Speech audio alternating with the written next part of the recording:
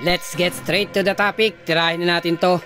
Bakbakan Koshigaya Alpas at Chiba Jets. Isa sa mga deciding game para sa pro career ni Kai Sotto. Sa laban na ito, makakatapat ni Kai Sotto yung ex-NBA o fresh from the NBA na si Yuta Watanabe. Na ito nga pong laban na ito, paniguradong inaabangan to, hindi lang po ng mga basketball fans, Filipino man o Japanese. Ito yung sigurado, yung mga NBA scout na for sure susukatin dito si Kai Sotto.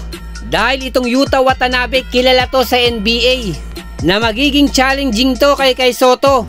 Bukod sa basketball skill ni Yuta Watanabe, may height din po to na 6'9", na hindi po imposible magkatapat to inside the court.